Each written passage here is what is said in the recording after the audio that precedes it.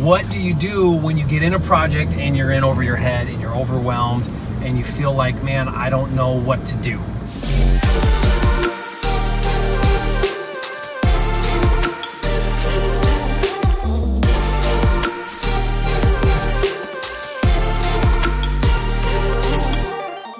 Okay, so we're going out to my new construction project, and I am in way over my head on this project. Isn't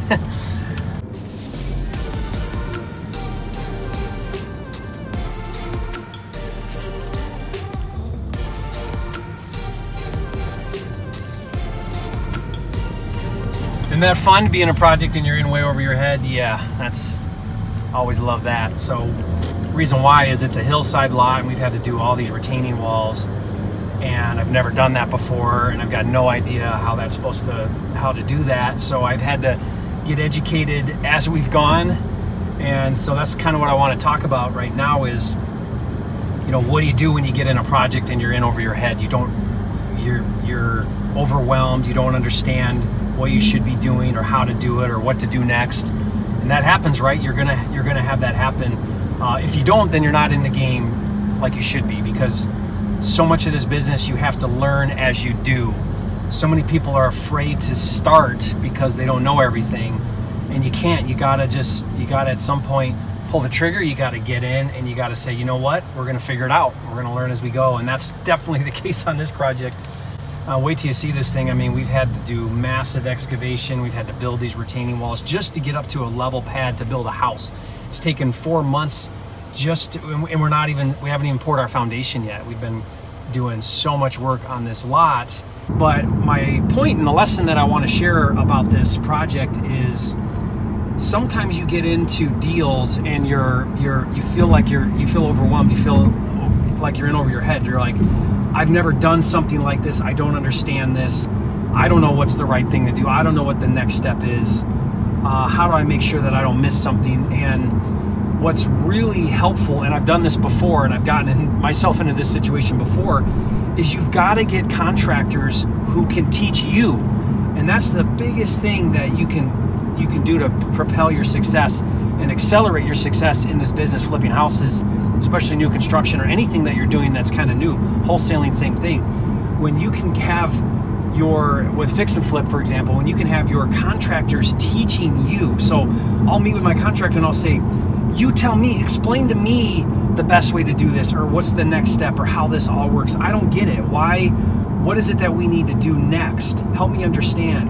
And they'll tell you, and they'll say, oh, well, here's how this works, and here's what you need to do, and here's why. And then all of a sudden you're like, okay, I'm getting educated by my contractors.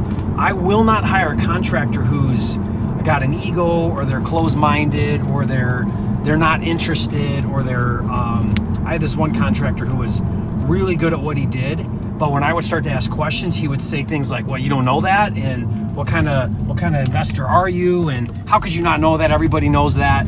And he wasn't teachable, or he wasn't good at explaining, and he was kind of offended by that, or he held everything to his chest. And so when I first talk with contractors and I'm considering hiring them, I say to them right up front, I say, listen, as we go through this project, as we start to do tile, I want your input. I want you to recommend to me what would look good and what would be nice, and what do you think about this pattern? What do you think about this style? What have you seen with your other high-end customers on other projects that you're doing that would look really nice? And they'll say, oh, I would put I would bullnose your corners here, and I would put your reveal right here, and I would do this, and I would do that. And I'm like, great, that's an awesome idea. I like that. And so when you're the one always telling everybody, do it like this, do it like this, do it like this, then you're gonna limit your growth, because you're not the expert in everything, and you wanna hire experts that are really good in their particular fields.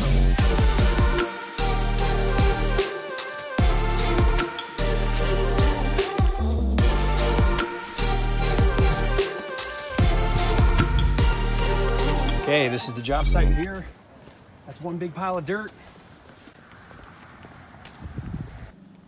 Got our trusty blueprints.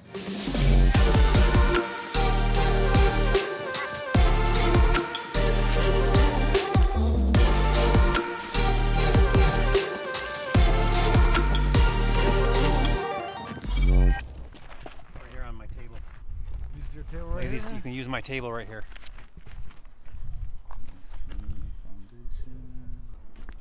You're putting stairs on this side, no? On this side later? Yeah, there's stairs coming up, I think right here. But you're gonna do them pavers, no?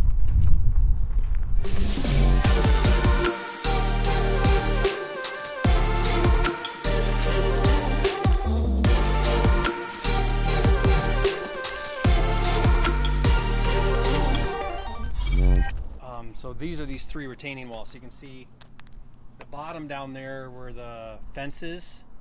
That was the bottom of our lot, and it's sloped all the way up to the road. So they consider this a hillside lot because we had to stack up, right, with these retaining walls. So you see the first one is like a 4-foot, you know, you backfill to it, then you dig your second wall, block, and then you grout it, they call it, which is pour cement all in it with rebar, and then up to this wall, and now we're at this wall, and now we're pretty much at our, you know, almost level pad where the house is going to go. So it's taken 4 months to just get these 3 walls and our side stem walls that they're working on right now to this point. A lot of work, a lot of excavating, a lot of hauling rock, and we had what they call hard dig. So yeah, it's been a doozy of a project. And you could see here during that meeting, 2 different people not on the same page. Part of the problem is my retaining wall guy wanted the cement work, but my cement guy came in cheaper. So now there's a bit of a conflict about, like, hey, here's why I don't want to do that, you do that, and there's this back and forth. And so, but I think I kind of got them both now on the same page, and we just got to nail down, okay, well, what exactly are you doing? What exactly are you doing? What's your prices? So I can make a decision. We can move forward. So let's do it.